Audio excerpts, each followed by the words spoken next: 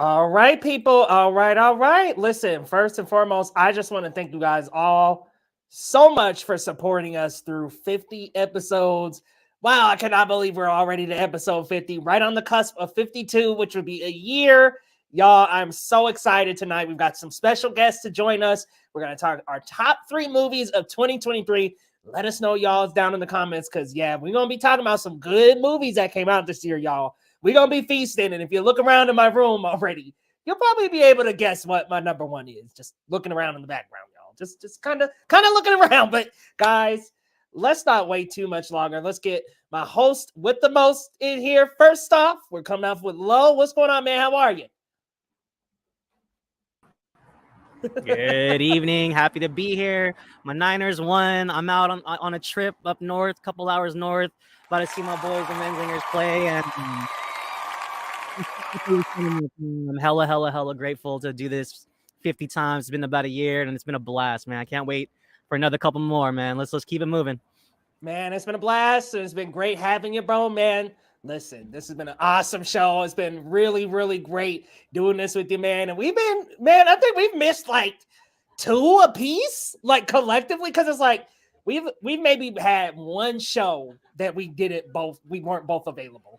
So I think we've been here like every week. Now, Wait. Pounds. Wait. Pounds. Boom. Hey. Oh my goodness, man. But yeah, seriously, I'm honored to keep on streaming with you, man. And hey, cheers to 50 more, my friend. Guys, we got some special guests joining us tonight. First off, we got Larry from Chillboy Productions. What's going on, man? How are you? My Broncos, our Broncos, also won today. Still staying alive in that AFC playoff picture. And not just the AFC, wild card. We're staying alive to maybe win the AFC West. So them Chiefs are coming back to us, baby. Them Chiefs are coming back. Hell yeah. Congrats, you guys. Look, but it was a good day. It was a good day. It's about time they came on down off that star platter they've been on for the last 5 years. It's time. It's time to give them some competition. It's about time. I'm like, let's shake it up this year. Let the Broncos win the AFC West. Let's go, baby. That's what I like to hear. I'm so in for it. And we've got another guest here coming back on the show for the second time. What's going on, Syntell? Yo, what's going down? Yo, y'all 50 plus strong up in this bad boy. Yo, dedication. I salute you. But I don't salute my Titans because they trash. Over here, y'all over here fanning out over y'all's teams, and my team is just like. Yeah. No, thank y'all so much. Thank y'all so much for letting me be a part of this. Yeah, we appreciate you coming back, man. For real, appreciate you. And trust me, around here, there's so many different fans. We got loads of 49ers. We got Broncos. We got Tyler in the comments with the Ravens. All right, Tyler. It's been since 2015 since we've been even in the playoffs. Let us get in at least. Jeez. Broncos fan, we've been struggling for almost a decade now. We won that damn Super Bowl, and it's been desert since. Zach needs to see his way out with the Seahawks, man. I want to hear nothing about them Seahawks, man. I'm just kidding, Zach. I'm just kidding. Hey, good to see you. Got cooked tonight by Lowe's team. Jets win too. Yeah. Jets trashed. Who did they trash? Oh, the Texans got trashed by the. Yeah. No Texans love going on over here. Look, we needed the Texans to lose, so give it to them each and every time. The Texans got to go down. So, amen. We'll take that win. Okay, y'all, we're going with our first segment.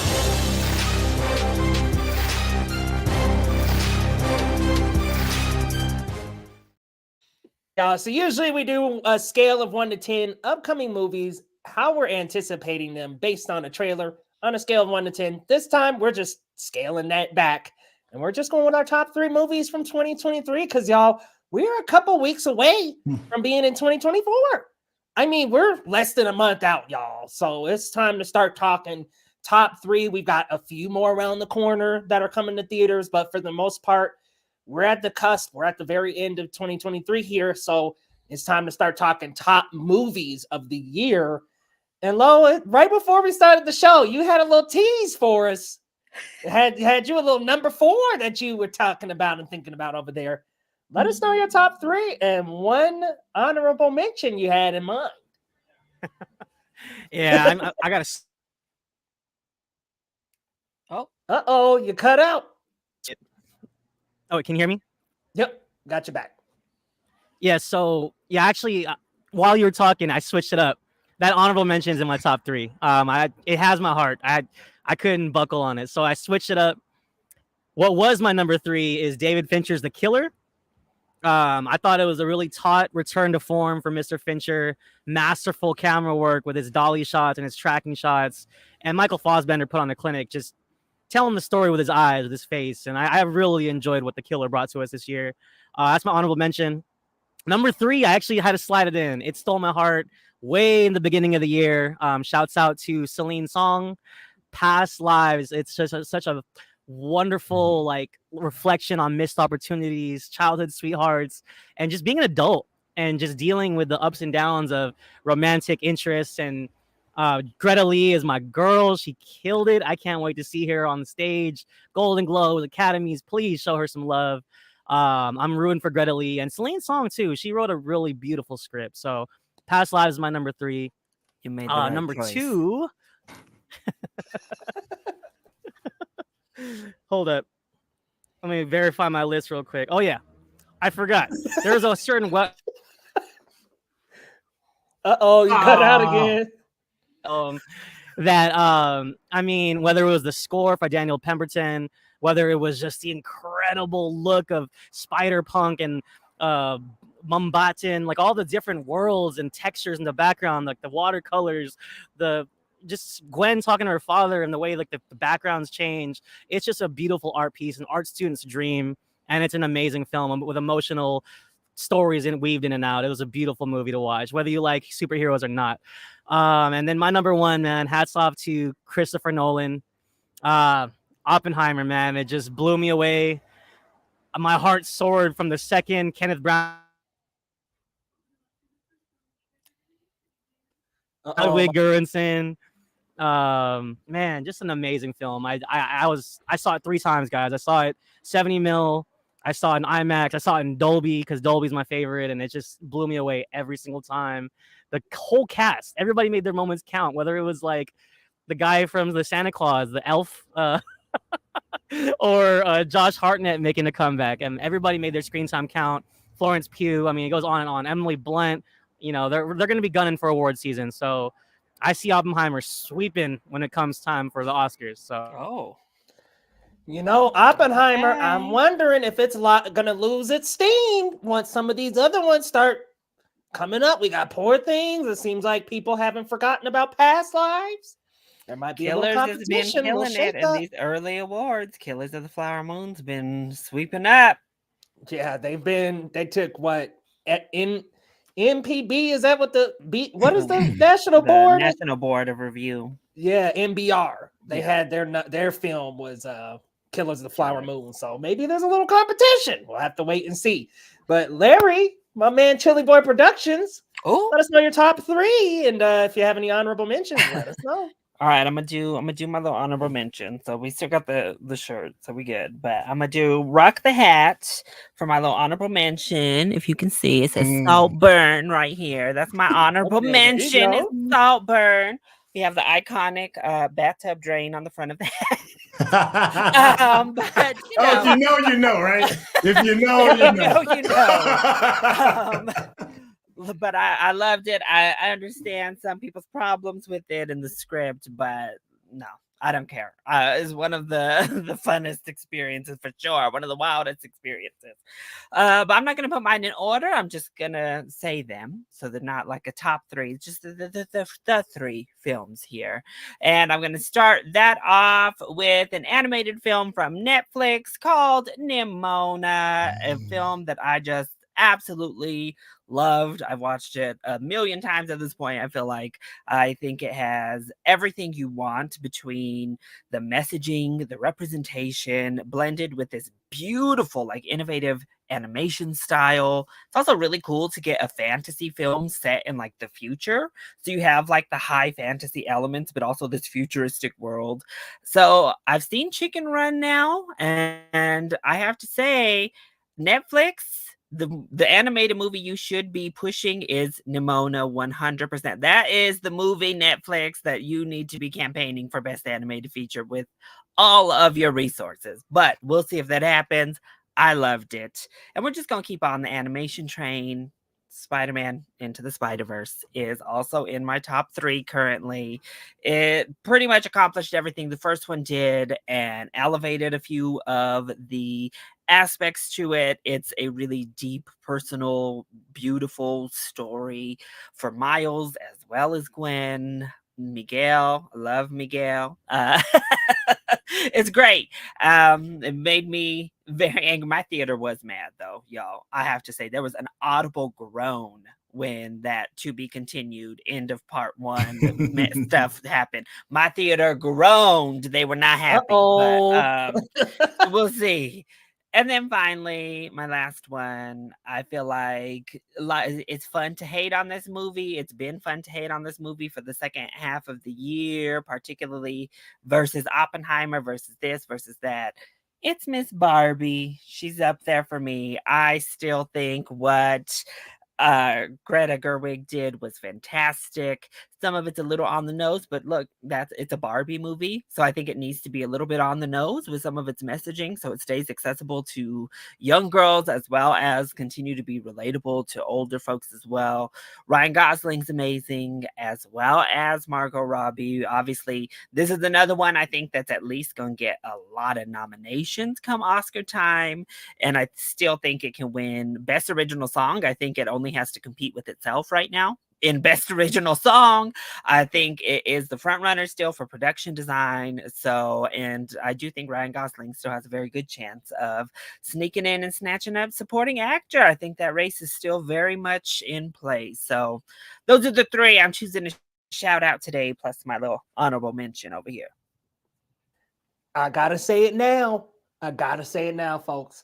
I don't think a Barbie Best Picture win is out of the question.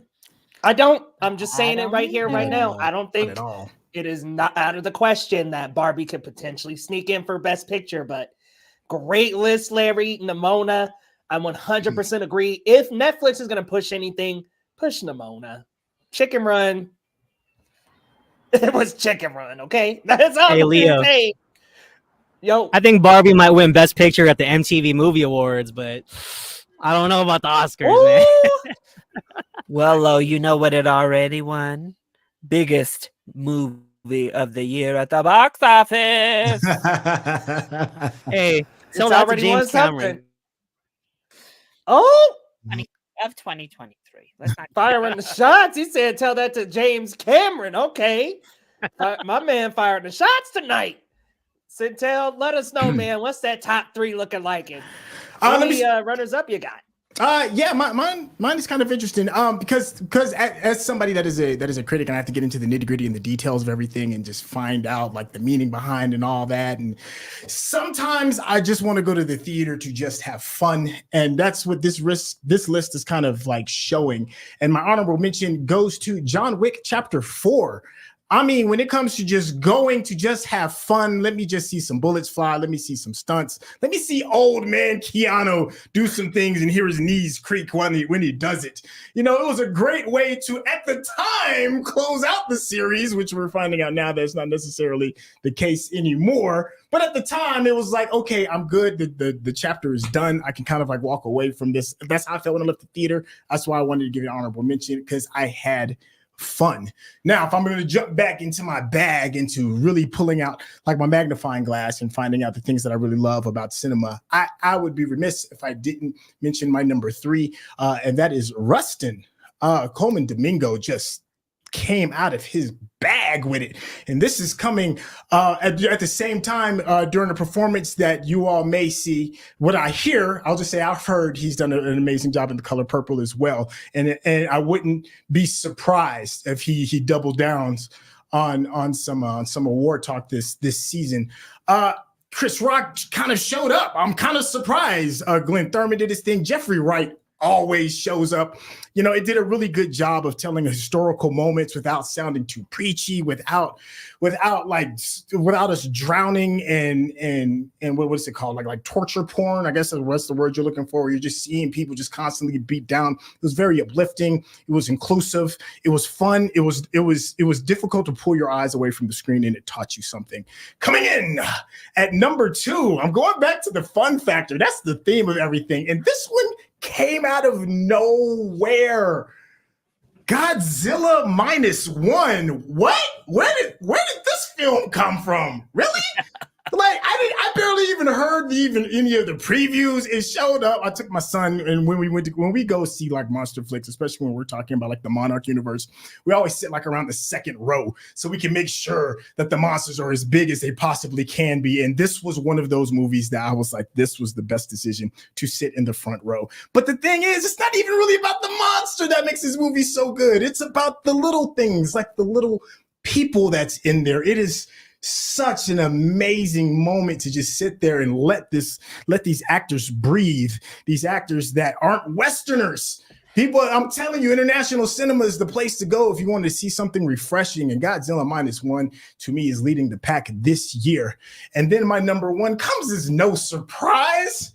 Spider-Man Across the Spider-Verse. It's flawless to me. Flawless victory. Acting, soundtrack, directing, animation, plot, story, everything. You name it, you got it. You're cheering, you're crying, you're literally watching the screen cry in water paints during some of these magical moments. It's filled with action. It's one of those projects that can maybe make you believe in Marvel again and a lot of things and the choices that they're making, because you see the possibilities. Spider-Man Across the Spider-Verse was amazing. To me, there's nothing even close. Those are my three. Man, I 100% agree with you when it comes to Spider-Verse. Spoiler for my list, but I love that Spider-Verse, bro. It's just rooted in so much hope. And yeah, Rustin, what a hopeful movie that was like a lot more optimistic than I thought it was going to be going in. Very, very good turnout when it came to Rustin. Just a great list. All of you guys provided some excellent films. It's been a good year for film. You know, there's always that question of, well, was it better than last year? Was it better than the year before? It's been a good year. I've had a good year, but in my honorable mentions, I got to shout out Barbie. I mean, incredible film. Yeah, the messaging was on the nose, but I liked it. I think that we need more of it. I really enjoyed the music, the messages, the acting was great. I want to see more awards for Barbie, and I'm going to be real with you guys. I'm predicting some kind of surprise. Maybe it's not Best Picture, and it's not going to be Best Supporting Actor to me either, because I think Ryan's actually fairly in the conversation. But I think we might see a surprise win for Barbie somewhere else. So love the film. Next up, recently saw this movie, and I'm debating. I think it's got to go in my top three. It's sitting in top three on Letterboxd. I'm going to put it in the honorable mentions here. Poor Things. Yorgos Lanthimos absolutely ate this up. Emma Stone, phenomenal acting work. I mean, her best, in my opinion, period of her career. Move over La La Land. Listen, I am not a big La La Land fan anyway. This was phenomenal. It was creative. Just a creative, over-the-top, crazy, wild story about liberation that felt like almost like a gothic Disney movie at points. It was a really fantastic film that I am absolutely excited to see over and over again. I also want to see that screenplay nominated. I wouldn't even mind that winning, but easily. I've got that bubbling around potentially in my top three. Then top three, we got John Wick 4. Loved those action sequences so much that I was like, listen, we have to make the Academy, we got to make a category for Oscars for stunts. These stunts were unreal. They made the film into an experience, into something unique and creative and fresh. It felt like a video game cinematography put in the movie. It was just very creatively done. Excellently done. The fight choreography was great. Keanu coming back was awesome. Wonderful, wonderful film. 2 Past Lives, for the fact that I've watched it 4 times and have cried every single time. A wonderful little tale about the love that we never got to necessarily make happen, but it coming back into our lives and the effect of what that would do, something like that. It's a wonderful, beautiful story. I really enjoyed the main actor and actress. Greta Lee was great. TOU is starting to get some flowers too, which is crazy. I mean, he was nominated for a Spirit Award. I was like, okay, he did a fantastic job as well. Sounds like maybe awards, especially maybe the smaller awards shows, aren't counting him out yet. Nice to see. They're quite counting out Leo, though. Mr. DiCaprio, maybe not your best role this year in Killers. But number 1, Spider-Verse. I mean, it's just beautifully animated, rooted in hope. I mean, just carrying along the message of you do belong there. Miles not letting Miguel and the other Spider-Man and their decisions change his choice to save his father. Beautiful film. Beautiful, rooted and steeped in friendship and family and breaking trust, and just a wonderfully animated, beautiful film that has just changed the scope of superhero films as we know it. Now we're seeing problems and crack here and there because movies aren't as good as Spider-Verse. People are not making excuses. So we have a wonderful animated film ushering us into a new era of gorgeous, original, unique animated superhero movies. Wonderful, wonderful film. And one more I got to just really quick toss out there. Oh. Elemental was a cute, wonderful little runner-up for me. I mean, it was just, listen, there's nothing deep behind Elemental. There's nothing. extremely creative or nothing that we haven't seen before, but it's just a beautiful film between two wonderful little characters that are animated so perfectly and imbued with so much emotion. Wonderful, wonderful movie. But guys, best of 2023. Our best. We love to see Across the Spider-Verse across all 4 lists. No. It was across our Spider-Verse, our personal verse, okay? It was across it. And now that Lo said Barbie's not gonna win Best Picture, I'm pink for the rest of the stream, y'all. Oh man, but guys, we're gonna move into our main segment of the show. We're moving into our new segment.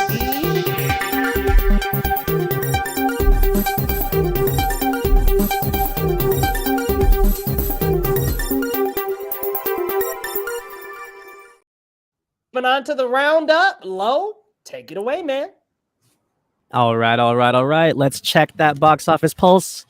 Hayao Miyazaki's The Boy and the Heron debuts at #1 in the domestic box office with $12.8 million, breaking several records, including like the biggest opening for an anime film and the biggest opening of Miyazaki's career.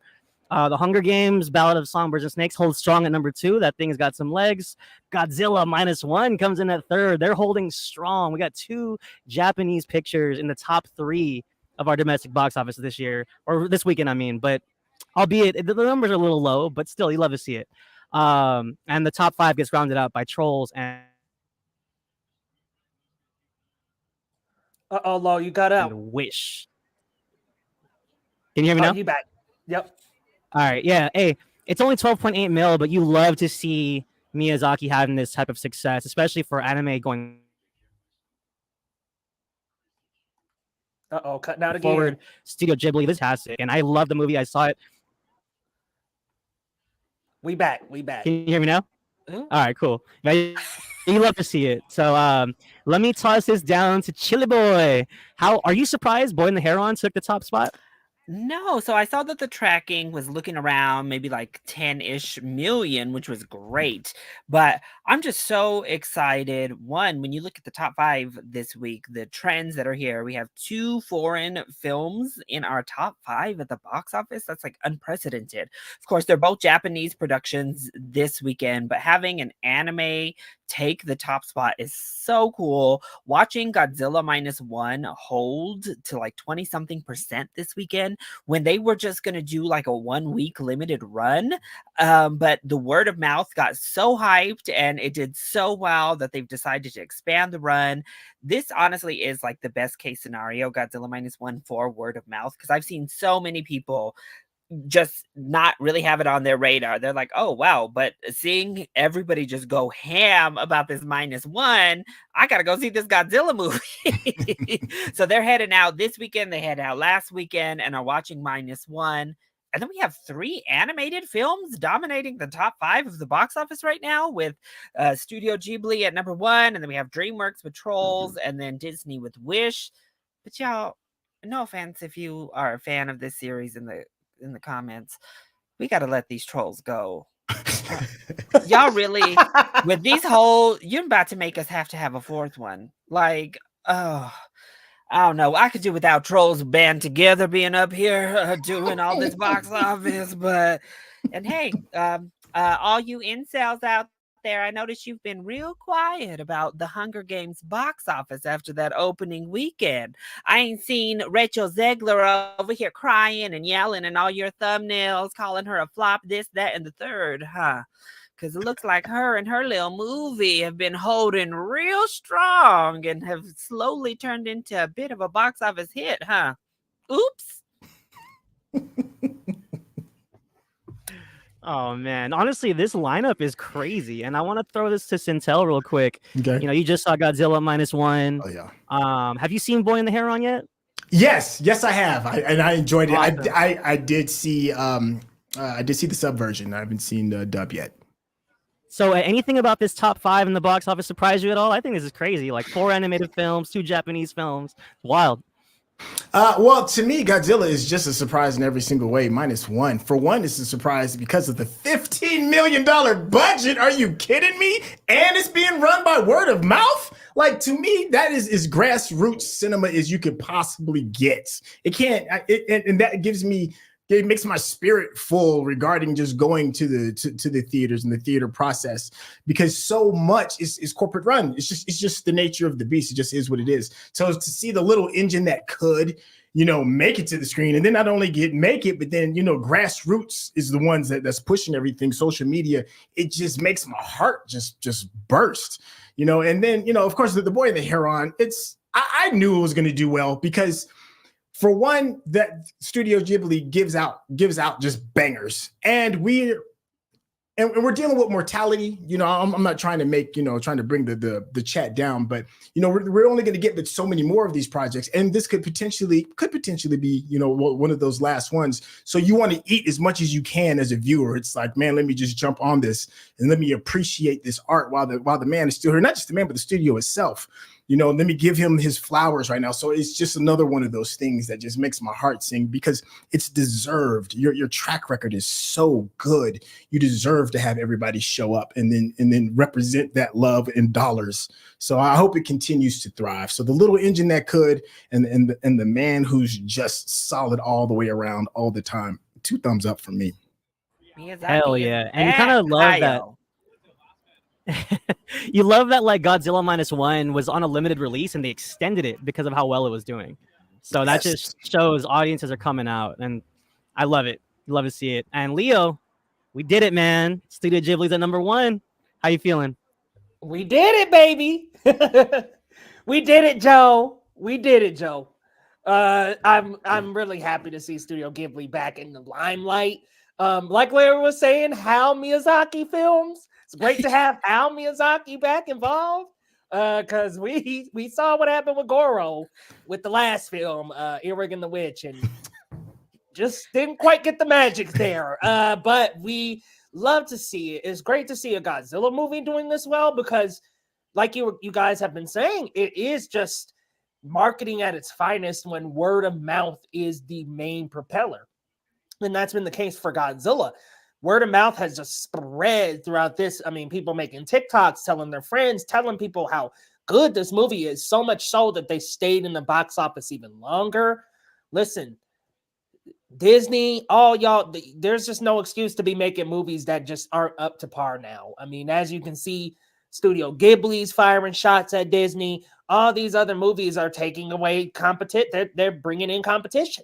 So we're gonna need, and listen, I love Marvel, I love the MCU, but we got to keep on good course here with these movies. Same with the animated films from Disney. Pixar is about to re-release their movies in the theaters. I mean, it's time to step it up, because -1 killed it at the box office, and so did The Boy and the Heron. And for it to be Hayao Miyazaki's, he said it's not his last, but you just never know, which could be his last. This will be a great last one to go off on. So wonderful, wonderful, wonderful. They saying low, looking at heaven, looking at hell. G. Kobe, though, I'm glad you with me on them trolls. I agree, G. Kobe. Like, literally a fire engine just blared into my ear with their siren and shit. Sorry, so that's why I was making that face.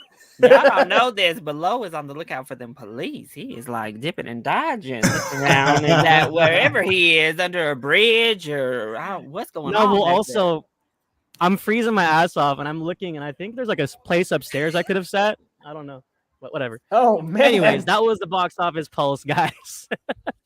So let's keep it trucking. WB and A24 struck an epic deal that puts A24's entire incredible library of films exclusively on Max. And also, in addition to that, A24's films that release in theaters will then, after their theater run, go directly to Max. It's the only place you can find them. Craziness. And for once, WB delivers a W from most of the L's they've been giving us this year. So this is wild. I'm ecstatic. I'm a huge fan of A24. I just got my AAA card. Let me throw this back down to Syntell, man. Are you a big fan of the film, the A24 films, and like how, this is a pretty epic deal, man, don't you think? Yeah, I am. But I'm happy that this is happening, but I'm also paying attention because A24 I think they've said publicly that they're going to maybe potentially get into more like mainstream type of content.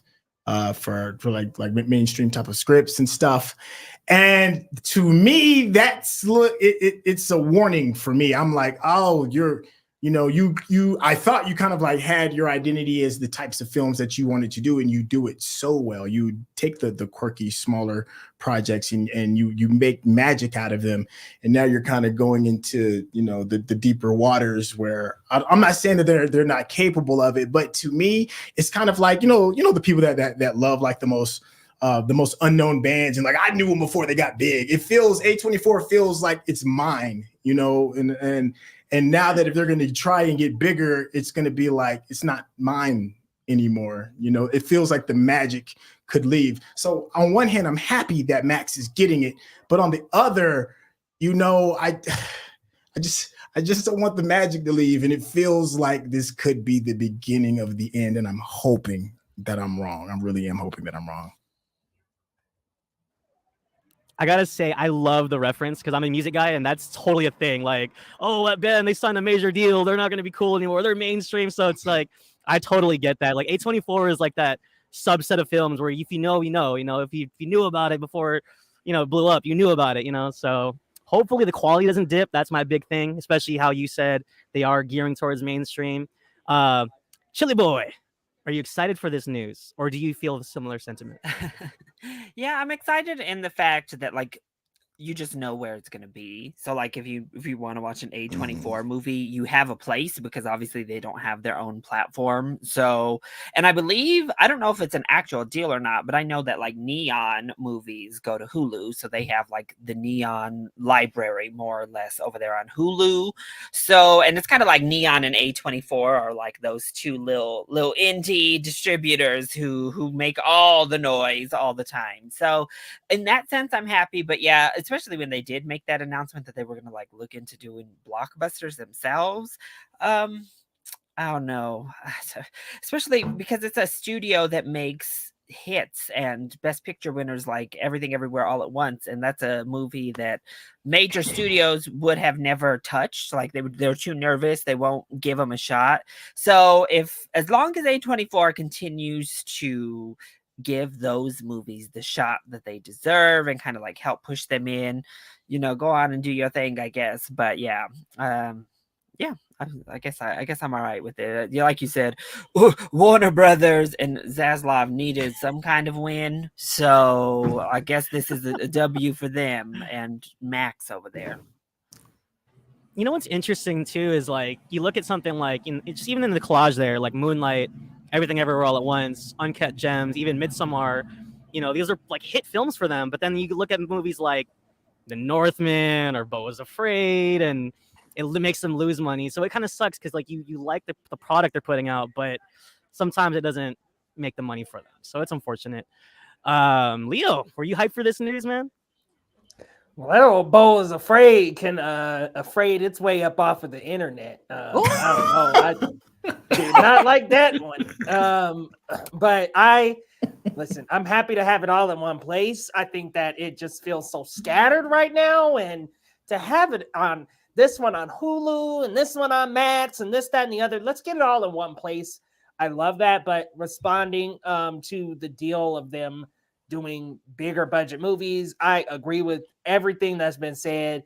I don't really want them to step into that era. I don't really want them to step into that realm of blockbuster and major movies. Like, keep on with the like smaller stuff. Like, I like the Pearls and the X's and the Maxines that are coming. Like, keep that coming, keep that cooking, because for Pete's sake, man, like nobody else is going to make these kind of movies like this. So if they choose to make a blockbuster, I hope their definition of blockbuster is movies like Everything Everywhere All at Once. If we want to go ahead and say, okay, that's like a big movie, like a big A24 movie, okay, I'm cool with that. Go ahead, make as many Everything Everywhere All at Once style movies you want to make.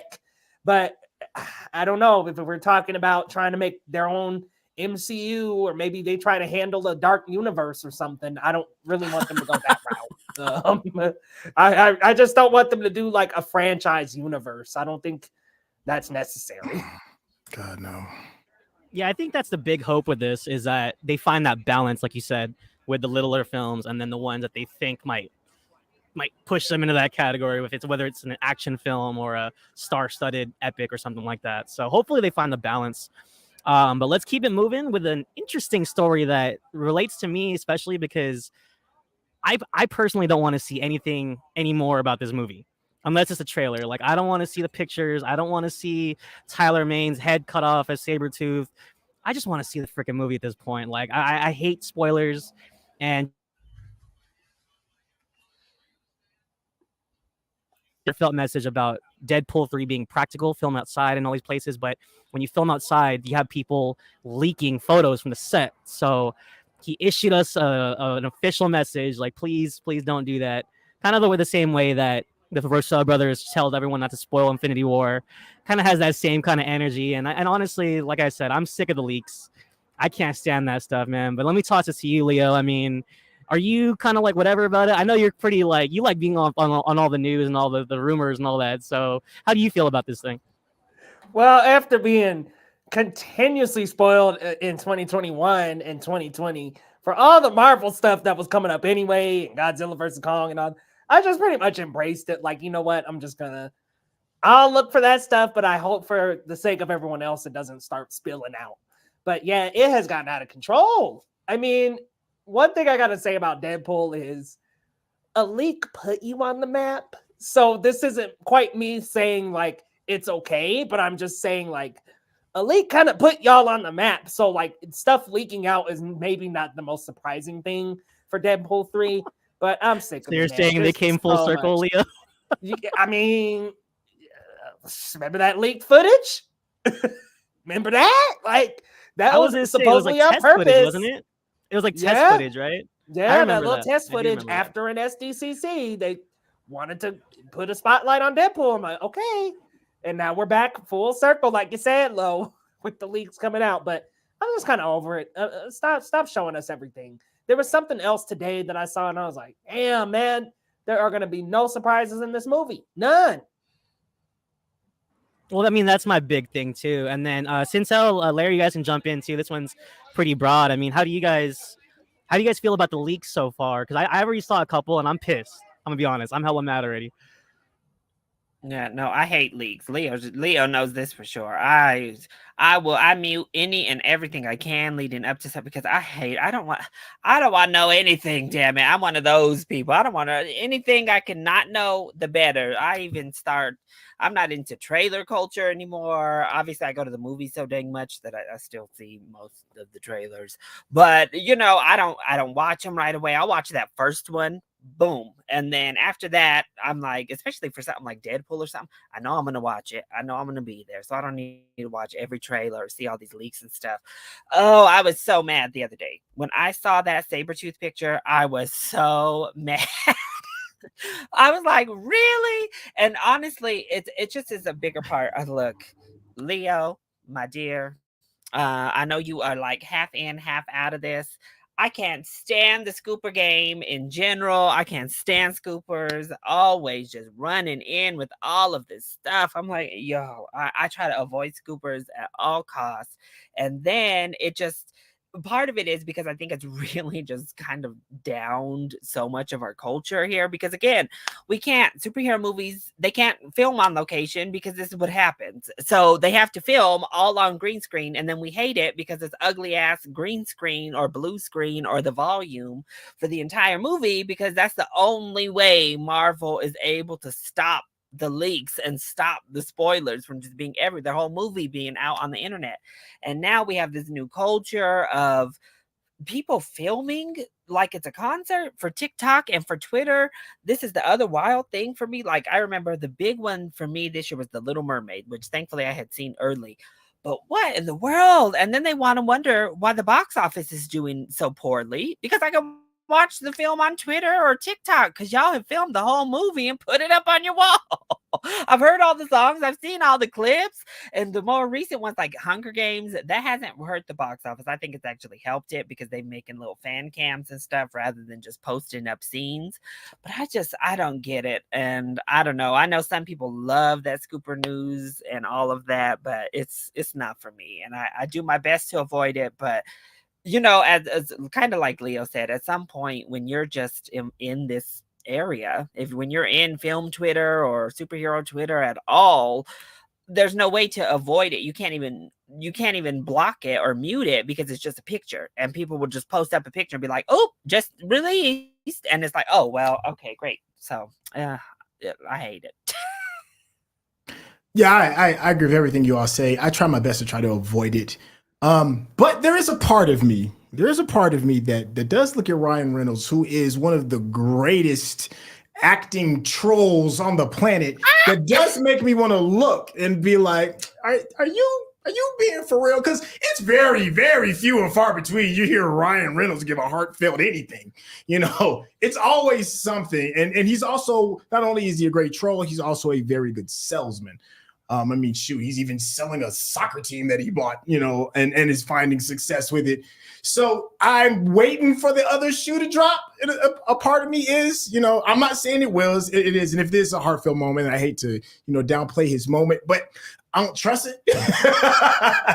I feel like it's part of a bigger marketing ploy, and I personally, like the rest of you, have really gone out of my way to avoid spoilers when it comes to my superhero films, because it seems to be just primarily superhero films. Other projects and action films don't really kind of deal with that, so I can kind of turn my radar down. But when it comes to action superhero films, I do my best to be very mindful of the timeline. And just like commercials, they may be on the screen, but I don't have to watch them. And I think also we have to be very realistic. Scoop culture is not going anywhere. It's just what it is. So if you want to spoil it for yourselves, I'm not going to take that. I wouldn't want to take that away from somebody. But for those of us that don't want to spoil, we just have to be a little bit more vigilant on trying to cover our eyes. Now, Leo dropped it real quick. Syntell, I'm going to tell you what you need to avoid next year. It's not a superhero movie. It's Kong x Godzilla, because that last one, Kong v Godzilla, they had the last scene up. Bloop! They had the last final battles. They were... They had it up before the movie even released. It got we had a little pre-screening that everybody was ready for, and they had so many spoilers out they canceled the screenings in North America because it released earlier over in Japan and other countries, and they had it online. So be ready next year.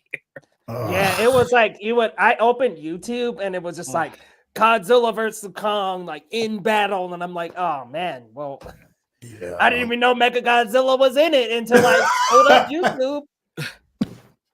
The worst. And now with TikTok, and it's like who can talk about the movie first and the quickest? There's some weird competitive edge of who can talk about the movie the quickest and first, and it's just a weird culture. Yeah, and Syntell brings up a good point. It's not going anywhere, and it sucks. But I will say I had to turn my laptop off when I saw Sabretooth, man. I just had to go for a walk. I was pissed. But anyways, let's keep it moving, guys. This next story is pretty interesting.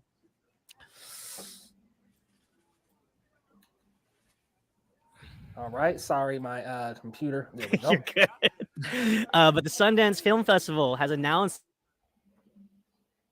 its lineup. It's got a lot of interesting films on their docket here. As you can see from the stills, we got Kristen Stewart and Stephen Yeun in a post-apocalyptic romance kind of it's called Love Me. Jesse Eisenberg is directing a film, Pictured Below, with Kieran Culkin. I believe it's Pain is Free, if I'm not mistaken. We also got A24's entry starring Sebastian Stan as that disfigured individual in the corner. That movie's called A Different Man. And then we have Ryan Fleck and Anna Boden's next film. They directed the first Captain Marvel, and now they're coming out with Freaky Tales set in the Bay Area, starring Pedro Pascal and Ben Mendelsohn, which I'm super excited. It's a bunch of interconnected stories within the Bay Area, which is pretty cool. I didn't know they were. Apparently, Anna's from Oakland. I didn't know that, so that's cool. I'm excited to see that. Let me pass this to you, Larry. Is there any other films that I didn't mention yet that you're excited to see? And are you going to Sundance this year? Whether Vulture? I didn't look over the list with a fine tooth or anything. But no, the Pedro one was the one that most caught my eye, obviously, because it's Pedro Pascal. So, I think it's going to be like how I did last year, where I didn't really have any last 2 years, I feel like I didn't really have anything ready to go when Sundance was up. Like I didn't apply or anything, but probably I'll pick up a movie here, a movie there, and try to watch a couple virtually. So hopefully they have them all available, like they have, or at least for the most part available, and at least the awards. So when one wins an award, they do those last couple days, and they put those on the virtual, so that the ones that they don't let be virtual the first time around might be able to be virtual through the awards. But I really wish I don't know. It seemed I was hoping that, particularly with Sundance and the success that they had with their virtual platform during the pandemic, I was really hoping that by and large that would be something accepted by the film festival culture. And so we could open up accessibility to people who don't have the money to travel all over the place to all of these places. And it would be just a more inclusive opportunity to let so many other people at least have the chance. So it's disappointing that it seems to still be Sundance being the only one right now that continues to do it on a significant scale. But I am glad that they did say that virtual option is going to be available again. So What about you, Syntell?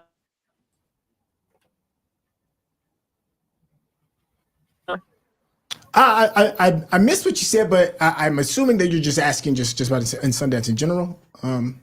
Cool. Well, anyways, I don't really have a dog in this fight regarding like what particular one I want to see. But what, excuse me. But like what Larry was saying, I am looking forward to if there are virtual possibilities to be a part of the review culture and just see what pops. And then I like Sundance because they get a chance to filter stuff for me, because it's really a difficult task to try to watch everything. So I'm loving Sundance for the filter. I'm like, y'all filter a good top 10, maybe at most, 15. And then maybe I can hop on board. I'm just happy to just see film thrive. So, and it feels good to be in a post-pandemic world. And I do agree that the culture does need to change so that it can be more inclusive and be more virtual. And I think they're doing themselves a disservice by not pushing that more, because we're in the new day and age where that should be the norm. And you'll probably get a lot more views and more eyes if you do it that way and stop making it so physically inclusive, if that makes sense. One that's always wanted to go, it's so expensive to actually physically go to Sundance. So I don't know if that's ever going to change, because I guess they got to make their money somehow. But I mean, at least the virtual part of it, you're right, it should be more accessible, not less. So Leo, are you planning on going? No, I was gonna say, with the three of us here, we're all in the state, and one of our home film festivals is so inaccessible. I don't know how anybody is able to attend. Is that Telluride Film Festival? Telluride as a town already is highly expensive. It's a mountain town that is very expensive to stay there, to eat there, anything.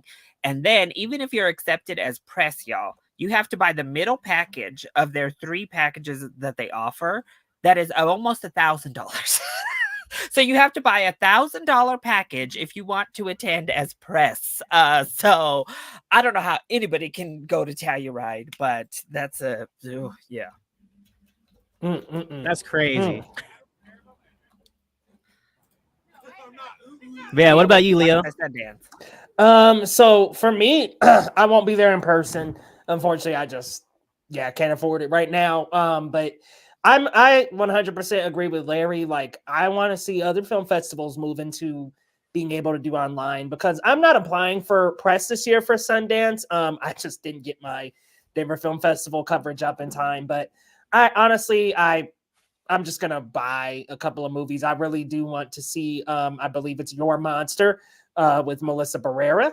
Really want to see that. It looks like a horror take on Beauty and the Beast. Really want to see that one, and of course support her for all that's been happening. I do also want to see the Superman, the Christopher Reeve story. So it's going to be some kind of documentary following Christopher Reeve. I want to see the American Society of Magical Negroes, because it definitely looks like a satirical take on the magical Negro trope.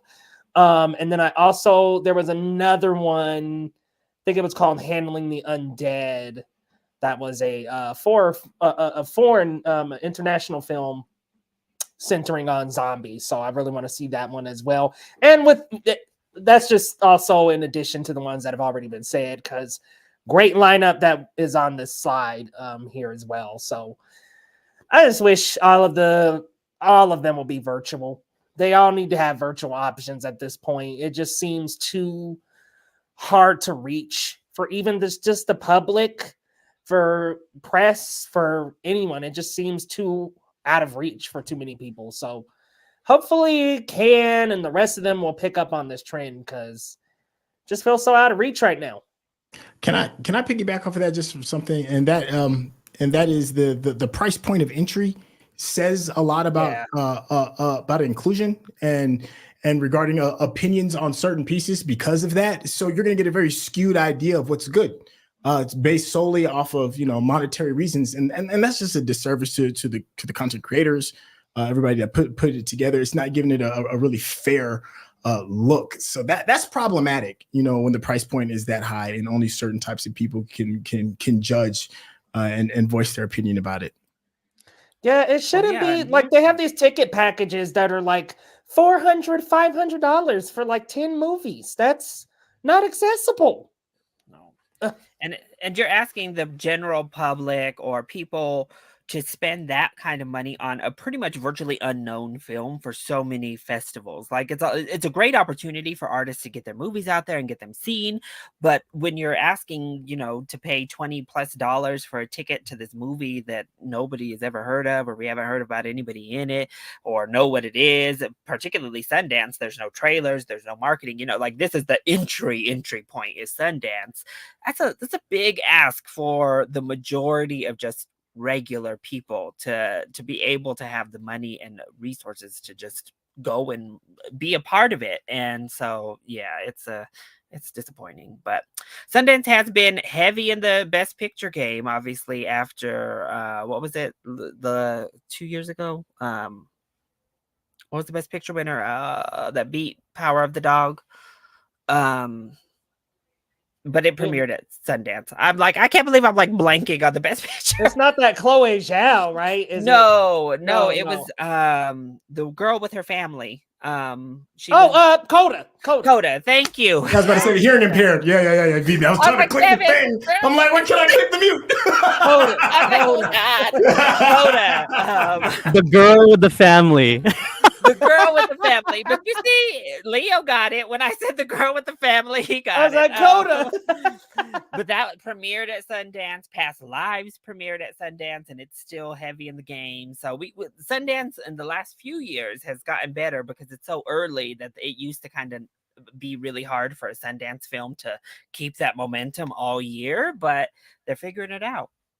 I really quick just got to say, I'm proud of Past Lives for staying in the game. They're like they're being considered for a lot of smaller critic circles right now. Spirit Awards are quite a few nominations. They're staying in the game.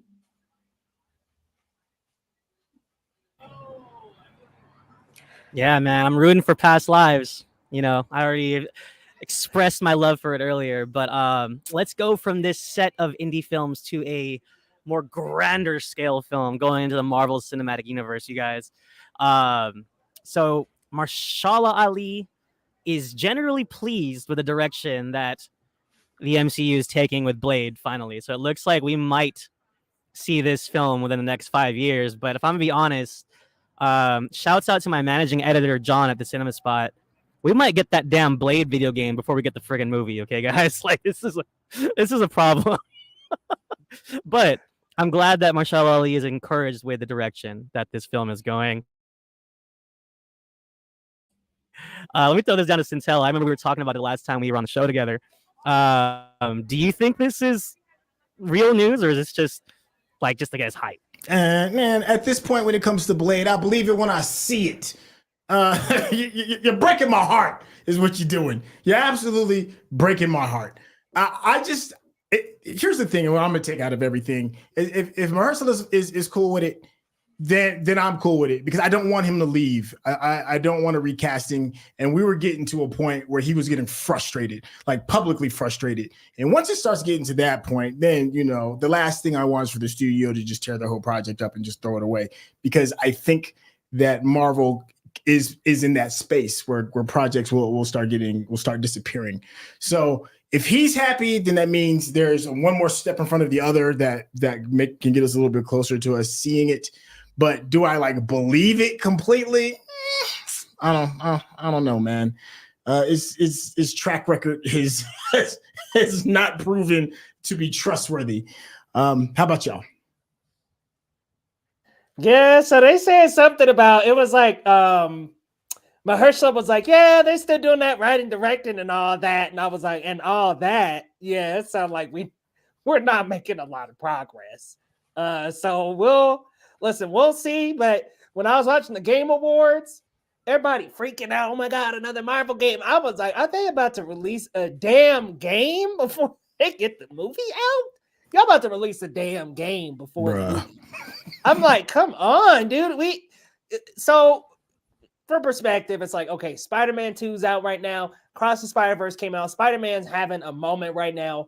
Blade, the game, will be perfectly timed with the movie for it to have a moment, but to announce this game before the movie has any footage, we're far into production. It just feels like a dagger to the back.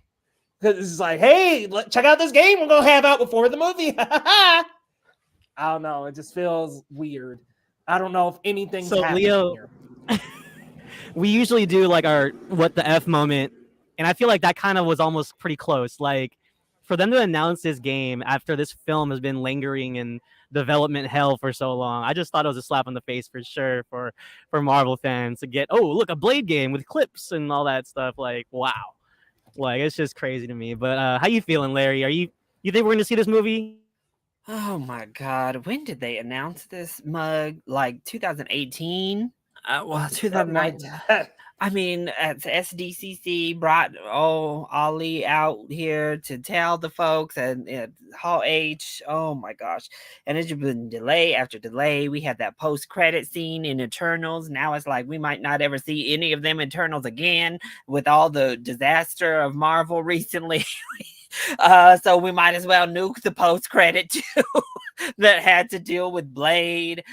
I was so excited, particularly when his casting was announced for Blade. I was so excited for this movie. And I mean, it's hard to be excited now. Like Syntell said, I mean, I'll believe it when I see it. I don't even know if I can say a trailer because you know what? We might get a trailer and then it's going to pull a New Mutants and years and years and years. And we're still like, what? We're still ain't getting it. We did a recut, a reshoot here. Like, oh my gosh, who knows? So honestly, I'm not too stable about anything in Marvel right now. Any of that slate that they just announced, I think it all could get nuked and we could be started over again. I'm not too sure. So look, this one has just been run through the ringer so much that we'll see. If we get it, I'll be there. I'll be excited. I'll be hyped for Blade. I love the character Blade. But for now, I'll just go back and watch my Guillermo films with Wesley from back in the day. The first two. And be good with them for the moment. Goodness gracious. It's honestly comical how long it's been. And please, the minute you said New Mutants, I got triggered because I was so excited for that movie for it to come out and just be ass. Kept us on the rope for years for that. For that mess. That was a mess. Let's get our last slide. Let's get our last slide ready here, Leo. This is pretty cool, guys.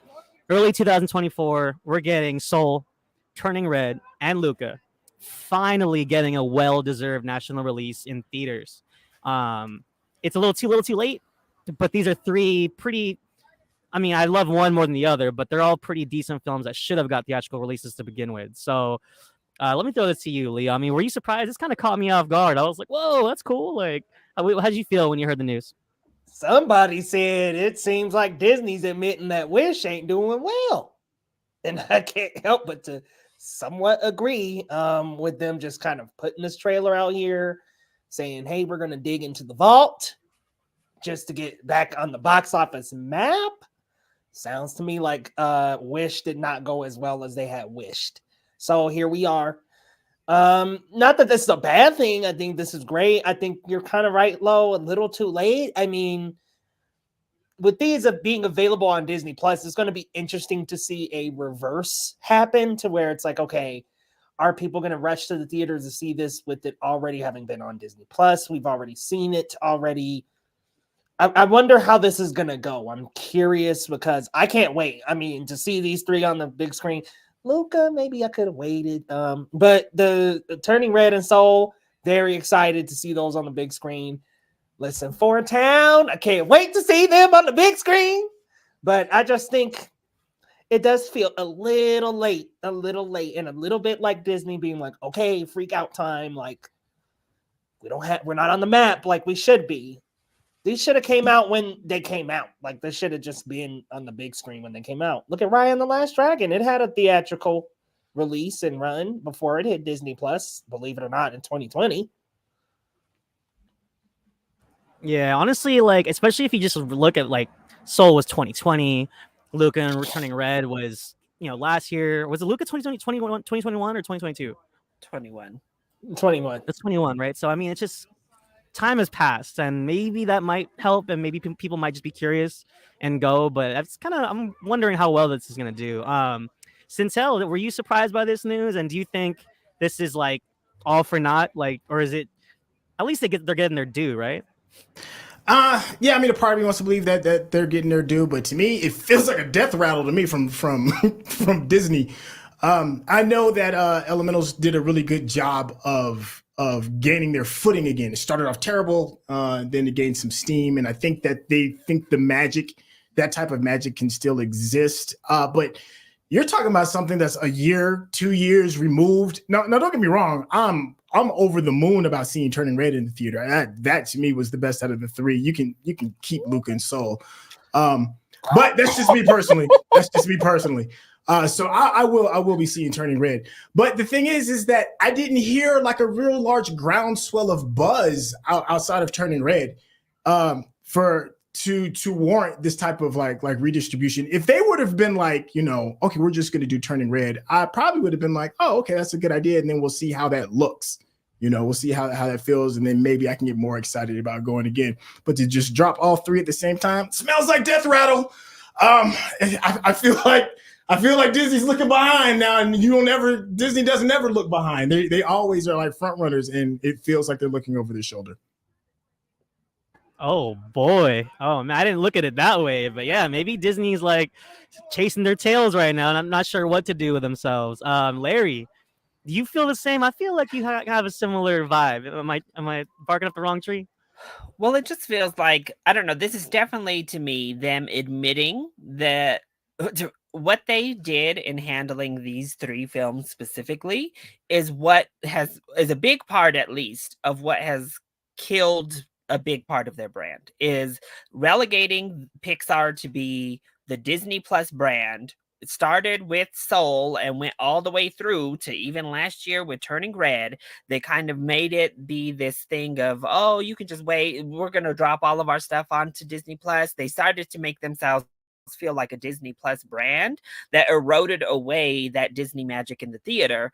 And so now it kind of feels like they're like, I don't know, trying to rectify that and making these films feel more cinematic again. But it does kind of feel too late. I'm gonna be there for Soul because I really enjoyed Soul. I'm really hyped for Turning Red because I'm gonna be bopping. It's gonna be a little Four Town concert for me in the theater for Turning Red. I'm ready. Lo, get your little hoodie on, get that Four Town hoodie, and head to the theater.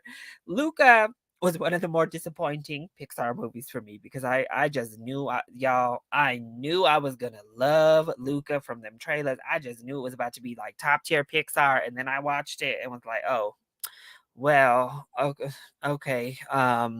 So I'm probably not gonna be watching Luca at the theater, but I'm definitely excited to see Soul and Turning Red. But especially Turning Red is just so frustrating because it was last year. Soul, of course, we had Wonder Woman 1984 do a dual release, but it was hard because they kept it in December 2020. I said they should have pushed it back another year so we could get it in theaters, but they didn't want to do that. Luca was 2021. They could have put that in theaters, but Turning Red, they promoted it with trailers in the movie theater. They had posters up. They were ready to go with the theatrical release, and at the last minute, inexplicably decided to put it on Disney Plus. It was just I think a really terrible decision on their part. And I don't know. I kind of feel like, yeah, Disney is admitting the way we handled these Pixar films was bad. So come watch it now, maybe. Somebody Ever doing watch The parkour in Simpsons? Lowe's background there. You ever watch The Simpsons? And then that little kid's like, "I am in danger." What? What is going I on am back so there? confused. Sorry, guys. Oh. Well, one thing I will say, Larry, is that I'm 100% agree with you. Feels too late. Feels like they're just trying their hardest to get something else.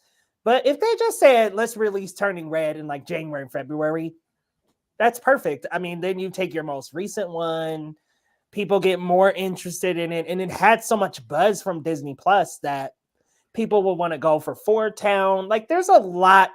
Look at Lowe's background. Lord have mercy. Somebody over there doing some parkour. Hey, it's not my ideal setting, you guys. I'm sorry for interrupting the stream, but hey, it's kind of You're good, entertaining, right? Yeah, What I is would happening? love to go see Turning Red. And Soul, I love Soul too. I do have a big issue with Soul though, that I was like, okay, I didn't need it in theaters, but I would love to see it in theaters. But I do have a little bit of a criticism with Soul. I just need them to stop turning black characters into animals, please. Please stop turning this into animals, please. I'm sorry, I jumped on top of you. I'm so frustrated of turning black people into animals. Please, for the love of God, please stop turning black people into animals. How you got a movie called Soul, ain't no soul food in it, and the food of the people is pizza? What black people you? I'm a chill. You're right. I'm gonna go ahead and put it on mute. You're right. My bad. You're preaching. You're preaching, because I was like, where's the black culture in this movie? It's just non-existent. It's non-existent. I was like, this, I don't know. But yeah, Turning Red, I would love to see that one in theaters. Soul could be good. Luca, though, really, do we even need Luca in the theater? I do know some people love it. I mean, it's beautiful. It's beautiful. The water, the setting, it's gorgeous. But I won't be there. Yeah, so. I'm like, I don't know about that, Luca. It's coming, G. Kobe. Just wait. I mean, hey, sorry guys, we had people asking about the stream, but hey, we might have got a couple subscribers. So. Cool. Welcome.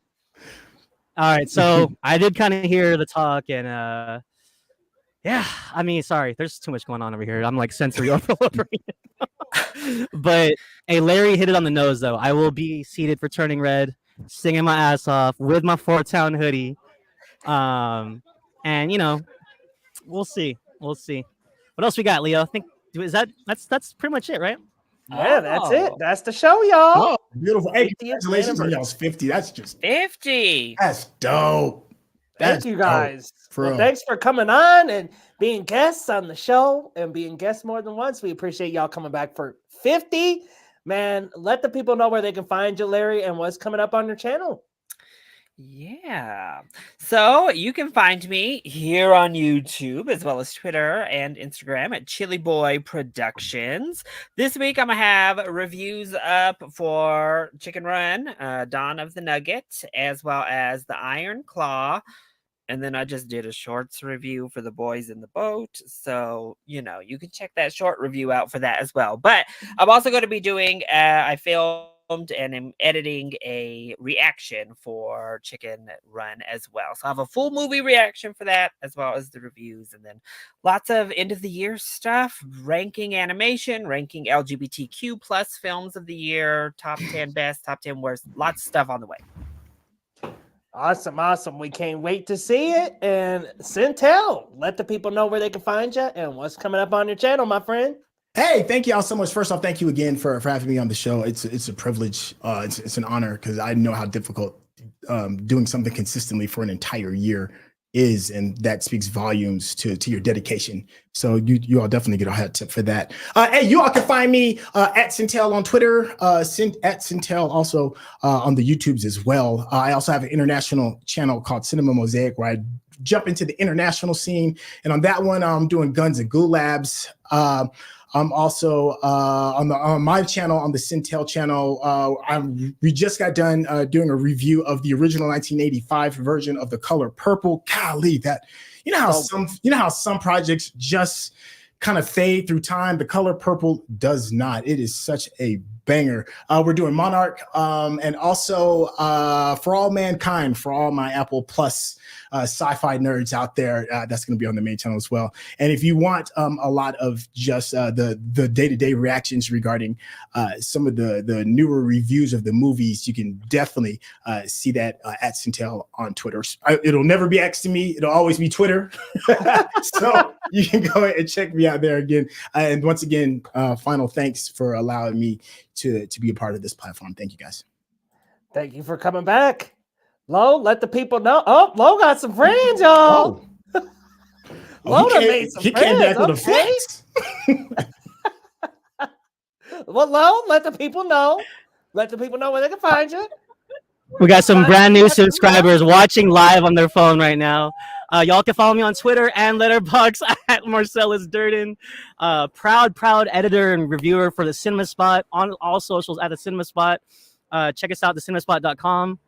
I was sent a screener for the Philippines official entry for the Academy Awards, which is called The Missing.